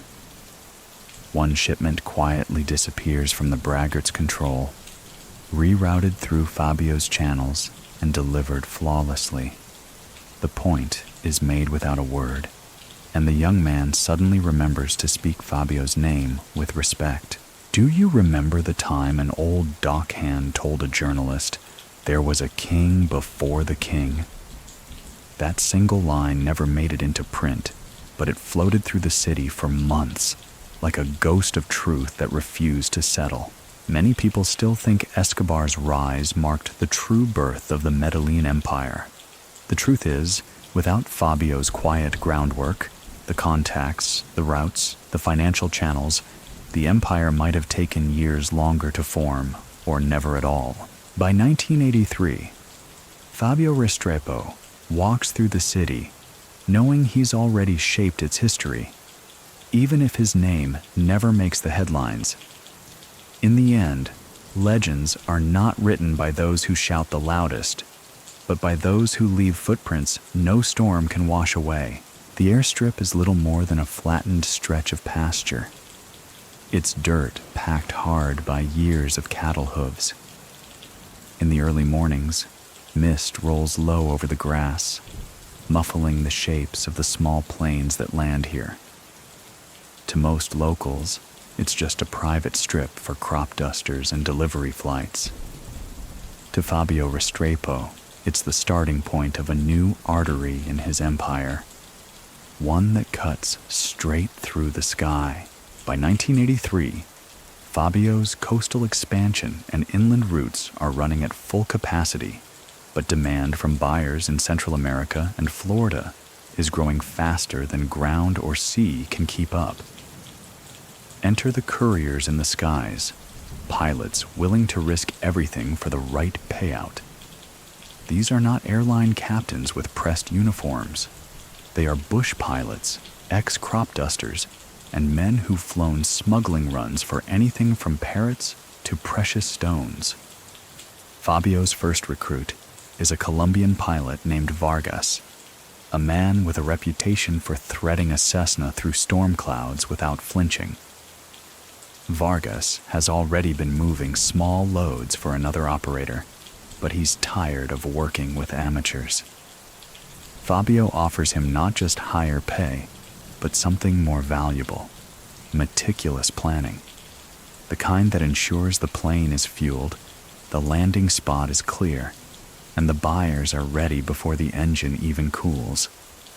Flights begin cautiously. Lightweight shipments that can fit inside modified panels or beneath false floors. Vargas flies low to avoid radar, hugging the contours of the land before skimming over the Caribbean. Once in the islands, the cargo can be handed off to trusted intermediaries who move it to its final destination by boat. Historical accounts show that by the early 80s, small aircraft smuggling was a rapidly growing tactic, taking advantage of gaps in radar coverage and the vast number of unmonitored rural landing strips. For Fabio, it's not a replacement for sea and land routes. It's a pressure valve, a way to meet sudden spikes in demand without overloading his existing systems. The pilots are paid in cash. And more importantly, they're treated with respect. Fabio knows that a nervous or resentful pilot is a dangerous variable. He makes sure they have safe houses to rest in, mechanics to service their planes, and enough backup routes to feel confident that if something goes wrong, extraction is possible. One night, Vargas lands after a 4-hour flight from a coastal farm to a small airstrip in the Bahamas. The plane is still ticking with heat when the cargo is unloaded. Fabio isn't there. He never meets flights in person, but the crew relays his message. You land, you get paid. Every time. Do you remember the first time a pilot turned down a higher offer from a rival? It was because, as Vargas put it, with Fabio, you don't just fly, you land. That kind of trust is worth more than an extra bundle of cash. Many people still think Medellin's airborne smuggling began only when Escobar's operation started flying tons at a time. The truth is, Fabio's early air couriers built the template. Small, reliable runs that proved the skies could be as profitable as the seas. By late 1983, Fabio's empire moves with a new dimension. His corridors no longer just wind through mountains or glide over ocean swells. They cut through the clouds, invisible to anyone who doesn't know where to look. And for Fabio, that's exactly how it should be. The finca lies deep in the Antiochian countryside, far enough from Medellin that the city's noise is just a memory. A long dirt road winds up to it, flanked by coffee plants and avocado trees, the air thick with the scent of damp earth. From the outside, it looks like any other prosperous rural estate. A whitewashed house with a red-tiled roof, a veranda where rocking chairs face the rolling hills. But for Fabio Restrepo, this hidden mansion is more than a retreat. It's the quiet heart of his empire. By 1984, the finca serves 3 purposes. First, it's a sanctuary. Here, Fabio can step away from the endless calculations of routes and payments, sipping coffee as dawn breaks over the valley. The second is strategy. Its isolation makes it the perfect place for closed-door meetings. No journalists, no curious neighbors, just a handful of loyal staff who know better than to repeat what they overhear. The third purpose is more discreet. Storage. Beneath the old barn, a reinforced cellar holds far more than farm equipment. Inside, the air smells faintly of wood and oil, but under the tarps and stacked crates are sealed packages, some containing cash, others merchandise awaiting its turn to move. The barn doors are wide enough for trucks to back in unnoticed, and the nearest police station is over an hour away. Gatherings here are carefully curated. Fabio invites only those whose loyalty has been tested: lieutenants, family members in the business, and the occasional political contact who needs a reminder of their mutual interests. The tone is never openly criminal. Discussions are framed as market expansions or logistical improvements. But everyone at the table knows what those phrases mean. One particular night in 1984 captures the finca's atmosphere perfectly. A storm lashes the hills, rain hammering the roof, while inside, a fire crackles in the hearth. Fabio sits at the head of a long wooden table, listening more than speaking, his fingers idly tracing the grain of the wood. Around him, maps are spread out, glasses of aguardiente half full. Plans are being drawn for a shipment that will move from the Caribbean coast across Venezuela and into Central America without touching a single monitored checkpoint. Historically, Rural estates like Fabio's played an important role in Colombia's underworld during this era. They were not just hideouts, they were operational hubs, combining the privacy of the countryside with enough infrastructure to stage major movements. The finca also becomes a place for subtle rewards. A loyal driver might be invited for a weekend to rest, where he's served fresh cooked meals and given a small envelope upon departure. For many of these men, such gestures mean more than money. It's a sign they've been noticed, valued. Do you remember the time he let a deal fall through just to protect the finca's secrecy? It cost him a week's profit, but he told Cardenas, "A place like this, you only lose once, and then it's gone." Many people still think Medellin's bosses conducted their business only in city safe houses and hotel suites. The truth is, for men like Fabio, the countryside offered the perfect blend of seclusion and control. The finca was more than a property. It was a fortress without walls, defended by loyalty and distance. By the end of 1984, the finca has taken on a quiet mythos within Fabio's circle. To be invited is to be trusted. To know its true purpose is to be part of the inner current that keeps his empire moving far from the city's restless eyes. In Medellin, grudges have long memories. By 1985, Fabio Restrepo has outlasted and outmaneuvered most of the rivals from his early years, but one ghost from the past refuses to vanish quietly. It's the shadow of El Moro, the brash street boss Fabio dismantled back in the late 70s. Word drifts through the market stalls and dockside bars that El Moro has resurfaced, leaner, meaner, and carrying the kind of bitterness that only years of exile can sharpen. At first, Fabio treats the rumor like background noise. He's not a man who panics at every whisper. But when a trusted truck driver reports being approached by strangers offering cash for route maps, Fabio takes notice. The description matches El Moro's new crew, men from the coast with restless eyes and too much interest in the wrong questions. The first direct move comes not in the city, but on a mountain road 2 hours outside Medellin. One of Fabio's convoys is forced to a halt by a downed tree. As the drivers step out to clear it, shots crack from the hillside. The ambush is sloppy, meant to scare, not kill, but it sends a clear message. Someone wants Fabio to know they're willing to put holes in his network. Fabio's response is deliberate. He doesn't send a wave of gunmen into the streets. Instead, he pulls his most sensitive shipments off the usual routes and doubles the guard on the rest. The convoy ambush is traced to a single informant who had been feeding details to El Moro's crew. That informant disappears within a week. No spectacle, no public body, just gone. Then comes the counterstroke. Through a pair of intermediaries, Fabio spreads word that a large cash payment will be moving through one of his old storage depots. The bait is too tempting for El Moro to resist. His men hit the location, only to find it stripped bare, and the police, coincidentally, raiding the building minutes later. The arrests aren't catastrophic, but they fracture El Moro's fragile new alliance and dry up his support in the city. Historically, Medellin's underworld in the mid-80s was a volatile mix of calculated alliances and sudden betrayals.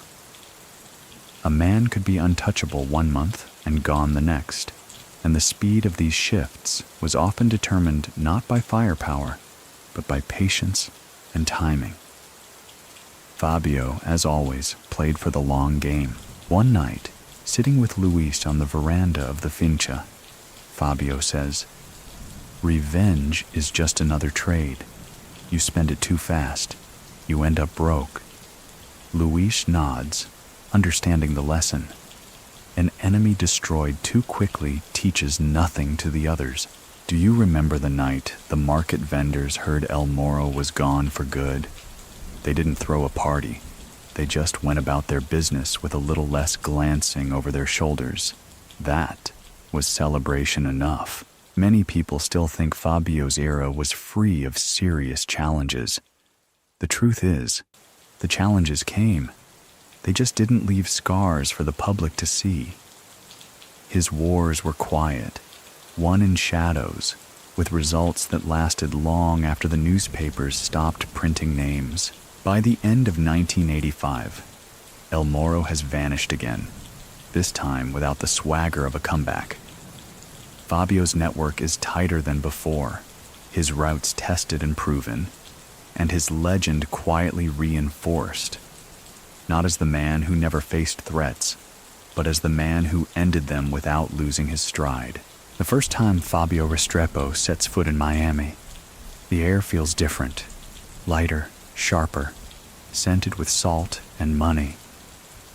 It's 1985, and the city is already buzzing with the energy of a boom it pretends not to notice. Neon spills across wet pavement at night. The skyline cranes are busy by day, and somewhere behind the gloss of beachfront condos, a new market is hungry for product. Fabio doesn't come here to play tourist. He comes to plant a seed. Up to this point, his network has focused on moving product through Central America and the Caribbean. Now he wants a direct channel into the United States. Not in bulk, not yet, but in steady, flawless deliveries that build a reputation before the competition even knows he's here. The connection comes through a Cuban exile named Romero, a man with roots in the Havana smuggling circuit and a knack for blending into Miami's business class.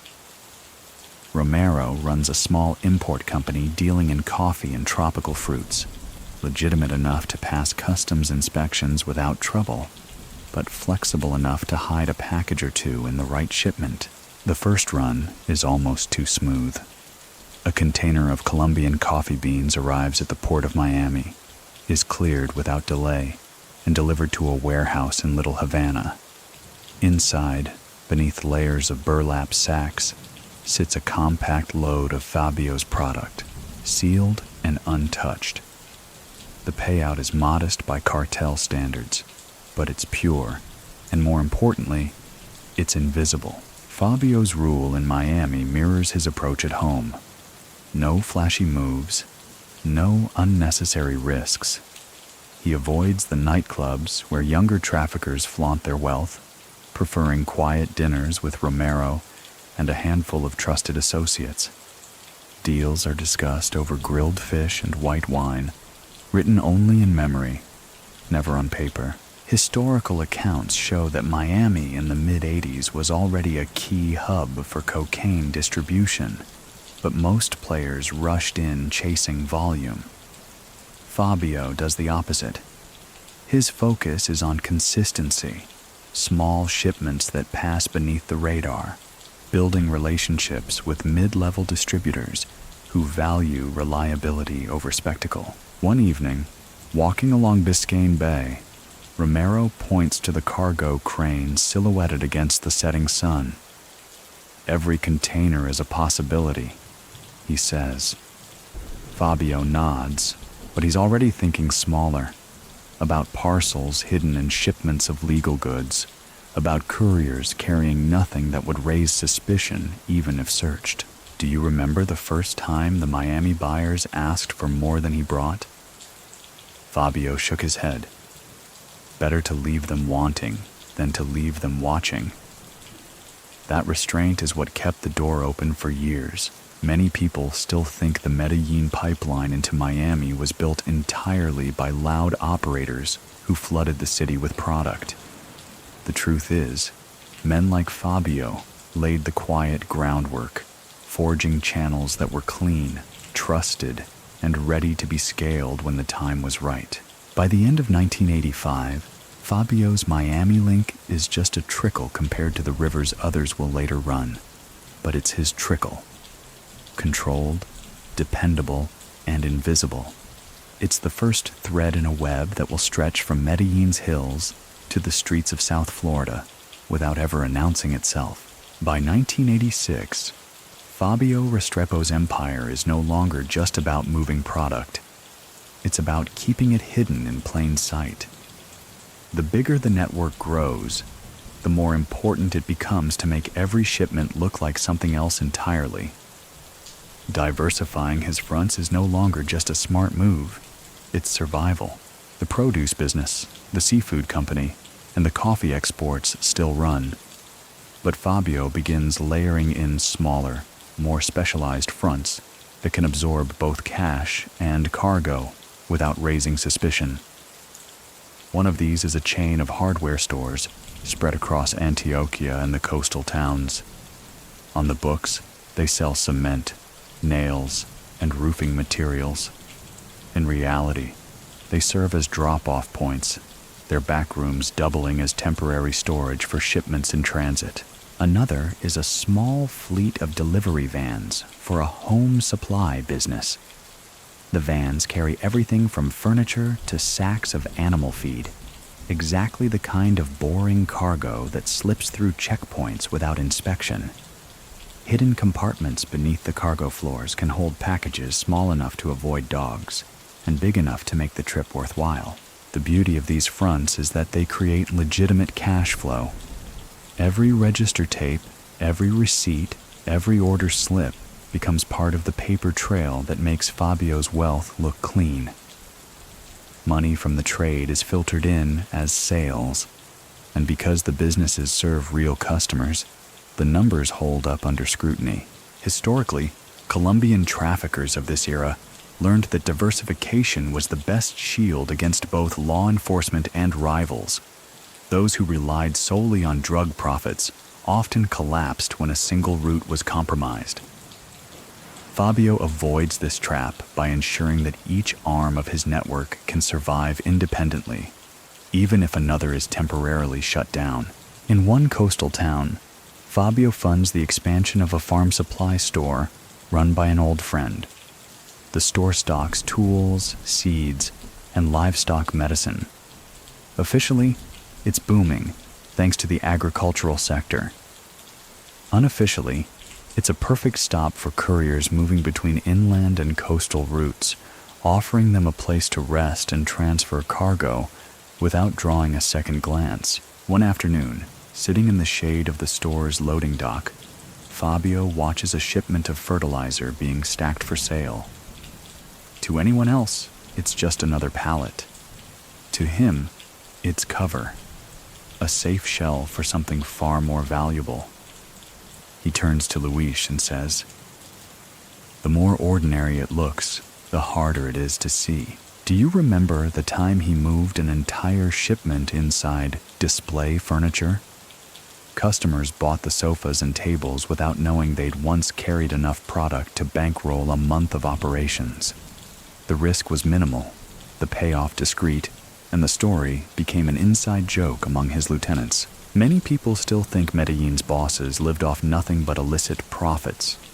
The truth is, the smartest of them, like Fabio, built legitimate empires alongside their shadow ones, so that even if the clouds rolled in, the house still stood. By late 1986, Fabio's network is so layered that even if one front is dismantled, the others can pick up the slack. His name doesn't appear on any corporate records, yet his influence runs through warehouses, storefronts, and delivery routes across half the country. In a world where visibility is a liability, Fabio has mastered the art of being everywhere without being seen. Fear is a currency in Medellin, but Fabio Restrepo never spends it recklessly.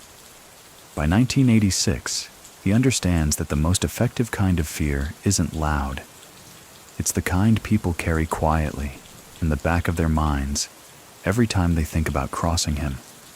This is the art of fear, and Fabio wields it like a craftsman. His method is rooted in precision. He doesn't send threats through anonymous notes or public displays. Instead, the message comes in subtle, undeniable ways. A missed payment, followed by a friendly visit from Cardenas. A rival's shipment mysteriously delayed until it spoils, a debt collected not with shouting, but with a quiet reminder at a family gathering. The outcome is always the same. The person walks away convinced they were given a chance, but fully aware they'll never get a second one. The goal isn't chaos, it's control. Fabio wants people to know he's capable of ending their business, their safety, or their comfort without having to lift his voice. It's why his inner circle rarely argues, and why his associates rarely test his patience twice. One particular incident becomes legend among his lieutenants.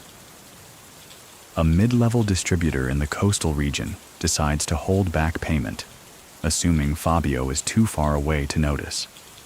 Within a week, the man's warehouse catches fire.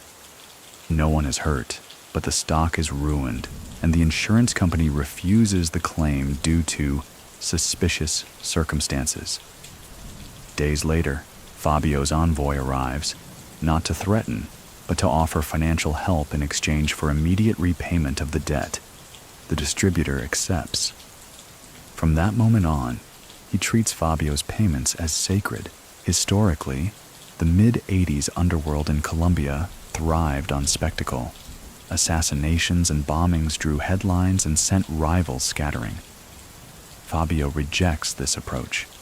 He knows fear can be just as effective and far less risky when it's administered like a slow-acting poison rather than a lightning strike. At the finca, during one late-night meeting, Luis remarks, "People don't talk about you the way they talk about others." Fabio leans back, studying the maps spread across the table. "That's because they're still talking to me," he says. The men around the table exchange knowing looks. His meaning is clear. Do you remember the time a rival quietly paid double just to keep his route? No threats were made, no deal was renegotiated. The man simply understood that keeping Fabio satisfied was cheaper than finding out what might happen otherwise. Many people still think fear in the Medellin trade was measured in body counts. The truth is, in Fabio's world, it was measured in obedience. And the most valuable obedience is the kind that doesn't need to be asked for twice. By late 1986, Fabio's reputation has become its own form of insurance. His name, spoken softly in the right rooms, can open doors or close them forever. He has learned that true power isn't about how loudly you can make someone scream. It's about how deeply you can make them think before they act. The streets of Medellin have grown louder in 1987. Gunfire cracks more often in the distance, and headlines scream about assassinations that would have been unthinkable a few years earlier. The younger generation of traffickers, flush with cash and eager for dominance, are painting the city in neon and blood. Fabio Restrepo watches from the sidelines, unimpressed. He knows open wars burn faster than they pay. A firefight in the street might win territory for a day, but it also burns roots, draws heat, and invites rivals to unite against a common threat. Fabio's approach is different, what he calls a quiet war. It's fought with silence, delays, and the kind of subtle sabotage that leaves enemies wondering if the setback was just bad luck. The most pressing front in this quiet war is a rising crew in the San Javier district. Young, aggressive, and backed by a brash financier, they've started moving product along one of Fabio's key mountain corridors. The mistake they make is assuming the corridor is unclaimed. Fabio doesn't send warnings. Instead, the road begins to close itself to them. Truck repairs take longer than expected. Warehouses they try to rent suddenly have safety issues and can't be used. Suppliers they've relied on find better offers, always from someone who insists on exclusivity. Shipments meant to move quickly get stuck for days, not because of raids, but because paperwork mysteriously goes missing. Luis calls it making the ground soft under their feet. Cardenas calls it tightening the air until they can't breathe. Fabio just calls it business. Historically, the Medellin underworld in the mid-'80s still allowed for this kind of cold, patient strategy. The full-scale violence of the cartel wars was not yet inevitable for every player. Those who could keep their disputes contained, like Fabio, often survived longer than those who let pride dictate their moves. One night, a mutual acquaintance brings the San Javier crew's leader to the finca. The man arrives tense, unsure if he's walking into a deal or an ambush. Fabio greets him with a warm handshake and a quiet offer. Pull your people back from the corridor, and I'll make sure your shipments keep moving. Elsewhere, it's not a threat. It's a map out of a problem he hasn't yet realized he's drowning in. The man takes the deal. Within weeks, San Javier is someone else's concern.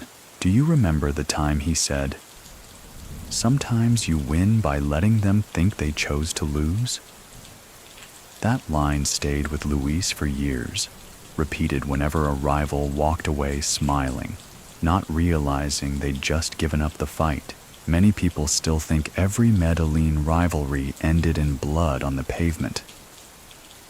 The truth is, Fabio's quiet wars were often more decisive than the loud ones, because they left no bodies for the police to photograph and no witnesses to testify. By the end of 1987, Fabio's routes are clear again, his rivals redirected without a single public clash. In a city growing drunk on spectacle, he remains the man who wins battles no one even knows were fought. By 1987, Fabio Restrepo's name has crossed borders without ever appearing on an official list. In the United States, the DEA is quietly compiling intelligence on Colombian traffickers, and somewhere in their offices, his name is beginning to surface, not in bold print, but in penciled notes along the margins of more famous files. It's the first U.S. investigation that brushes against his world. The case starts in Miami, where Romero's small import company is flagged during a broader sweep of businesses suspected of laundering cartel money. On paper, Romero's books are clean, but a customs officer notices an odd pattern: shipments from Colombia that are always a little too consistent in weight and value. It's the sort of thing that could be coincidence, or could be cover. Fabio hears about it before the investigators have even finished their first round of questions. One of his contacts in the Port Authority tips him off. The Americans are sniffing around, and they're asking the kind of questions that don't stop with polite answers. His response is surgical. First, he slows the flow through Romero's company to a trickle, shifting shipments to other channels. Then he alters the cargo mix so no pattern can be traced. Coffee from a different supplier, seafood from a different port, invoices that look entirely unrelated to the previous ones. To the untrained eye, it appears as though Romero's business has hit a mild slump, not as though it's being restructured for stealth. Historically, DEA operations in the late 80s often relied on building patterns through repeated shipments. Traffickers who varied their routes and products frequently could evade detection for years, frustrating investigators who needed consistent evidence to bring charges. Fabio knows this and exploits it fully. Meanwhile, Romero plays his part flawlessly. When questioned, he shrugs about the slowdown, blaming seasonal fluctuations and the rising cost of imports. The Americans get nothing solid. By the time they circle back for a second look, the trail is already cold, and Fabio's shipments are moving quietly through unrelated companies. One evening at the finca, Luis brings him the news that the DEA inquiry has been shelved for lack of actionable evidence. Fabio simply nods and says, "They can't catch what they can't follow." Then he changes the subject to an upcoming coastal run, as if the matter were already forgotten. Do you remember the time he refused to celebrate avoiding an investigation? Cardenas had suggested a toast, but Fabio shook his head. Celebrate the shipment that arrives, not the storm that passed. Storms come back. Many people still think the DEA only targeted the biggest names from the start. The truth is, they were already probing the quiet operators like Fabio, but he was slippery enough to turn each probe into an empty file folder. By the end of 1987, the investigation is nothing but a note buried in an archive. Fabio's network keeps moving, his name still absent from the headlines, and his legend grows. Not as the man who outran the law in a gunfight, but as the one who stepped aside before it even arrived. By 1988, Medellin is rumbling with a new wave of ambition. Younger players are stepping into the game with louder moves, bigger shipments, and a hunger to make their names echo from the barrios to Miami. Fabio Restrepo watches it all from the vantage point of a man who has already built his roads, his sea lanes, his sky corridors. He doesn't see competition. He sees succession. Among the young faces rising, one in particular has been hovering near the edge of Fabio's awareness. Pablo Escobar. He's not yet the mythical figure the newspapers will later describe, but his reputation is already swelling in certain circles.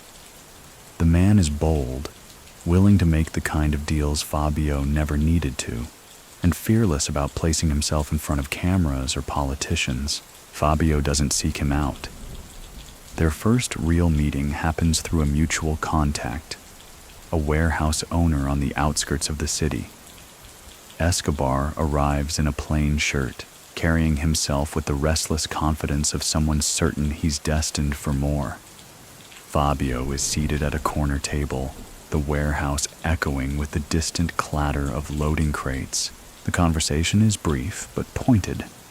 Escobar talks about scaling routes, about pushing larger shipments through faster. Fabio listens, nodding, but asks only one question. How long do you think a road lasts when everyone can see it? Escobar smiles faintly, as if he understands the warning but has no intention of slowing down. Historically, these early interactions between established operators and the up-and-comers often shaped the tempo of the Medellin trade. The older generation valued longevity and subtlety. The younger sought dominance and volume.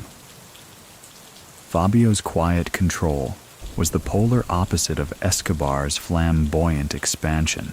Still, Fabio sees utility in the younger man. The ambitious like Escobar draw attention, the kind that pulls heat away from quieter channels. If Escobar wants to take the front stage, Fabio is content to let him, so long as the spotlight doesn't swing back. In the months that follow, some of Escobar's early shipments trace paths first secured by Fabio years earlier, through Havana, along the Magdalena, across the Caribbean. No payment is ever discussed for this inheritance. Fabio doesn't ask. His reward is that these routes stay open and busy. But the name in the authorities' reports isn't his. One night at the finca, after hearing that Escobar has been making bold moves in Bogota, Fabio tells Luis, "He's playing the trumpet at the parade. We're the ones keeping the street clear." Luis laughs, but he understands. Fabio's strategy is to remain the road builder, not the parade leader. Do you remember when an old dock supervisor said, "Pablo's famous, but Fabio built the doors he walks through"? It was said quietly, almost like a confession, and it never reached the papers. But in the circles that mattered, everyone knew it was true. Many people still think the two men's paths never crossed before Escobar became infamous. The truth is, Fabio saw him early measured him, and decided exactly how to let him run without stepping on his own toes. By late 1988, the torch isn't passed. It's placed in the hands of a man eager to carry it into the fire. Fabio steps a little further back into the shadows, knowing that the roads he built will keep paying long after the parade has moved on. By 1989, Fabio Restrepo's name is spoken less often in Medellin street conversations, but his work is still everywhere, in the quiet efficiency of a truck that reaches its destination without a hitch, in the steady hum of a warehouse where no one ever asks the wrong questions, in the calm way his lieutenants still move through the city while others are falling under bullets and indictments. The younger generation now dominates the headlines. Escobar's war with the state is in full view, and every week seems to bring another spectacular act of violence. Fabio keeps his distance, watching as the noise swallows men who once believed they could not be touched. His world has always been built to avoid that fate. He spends more time at the finca now, letting Cardenas and Luis run the day-to-day operations. The meetings are smaller, the shipments more selective. The network is still profitable, more than enough to keep every loyal man paid and every route functional, but it no longer strains to expand. The focus is on stability, not growth. One late afternoon, as rain begins to fall over the hills, Fabio sits alone on the veranda. He sips coffee and watches the drops gather on the leaves, sliding down to the earth. The phone inside rings twice before Luis answers. It's nothing urgent, just a confirmation that a coastal shipment arrived on time. No interference, no surprises. Fabio nods at the news, but says little. In his world, no surprises is the highest form of success. The myth of his name has already begun to split in two. To the older men of the trade, he is the first king before Escobar, the architect who laid the paths others now run into the ground. To the younger ones, he is a story, half remembered, about a man who never needed the newspapers to prove he existed. Historically, many in Fabio's position tried to reinvent themselves as legitimate businessmen, laundering not just their money, but their identities. Fabio chooses a quieter route. He doesn't disappear entirely, but he fades enough to let the chaos swirl around someone else's name. His lieutenants know this isn't retreat, it's preservation. One evening, as the sun sets behind the hills, Cardenas asks him if he ever regrets not taking the empire further. Like the loud kings now burning across the front pages, Fabio shakes his head. Better to keep what you can hold than to chase what you can't hide. Do you remember the last time he walked through the market? No escorts, no fanfare, just a man buying fruit, greeting vendors, and leaving with nothing more than a paper bag and a nod. For those who knew, it was a quiet reminder. He was still here. Many people still think legends end with a final act of violence or exile. The truth is, Fabio's story ends the way he built it, without spectacle, without chaos, and with every road he carved still leading somewhere useful. The hills around Medellin soften in the evening light, the last streaks of orange and gold fading into a dusky blue. In the valleys the city hums, traffic, voices, the faint thump of distant music. But up here, the sounds are muted, softened by distance. The air is cool now, carrying the scent of wet earth from an afternoon rain. Fabio sits in his chair on the veranda, eyes half closed, listening to the rhythm of the night settling in. Somewhere far below, a truck engine growls briefly before fading into silence. The world he built moves on without him having to lift a finger tonight. Every route, every contact, every favor owed. These things flow like rivers that no longer need guiding.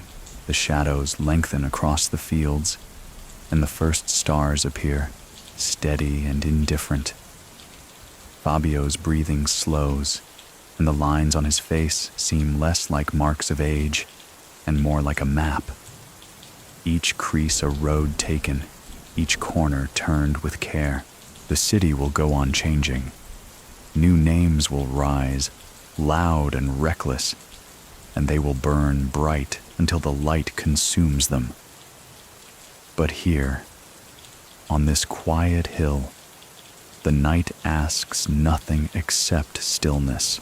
You can almost hear the faint murmur of the market from years ago, the scrape of crates, the clink of coffee cups, the soft exchange of words that built something far larger than the space they occupied. The air cools further. Somewhere inside, the phone rests silent.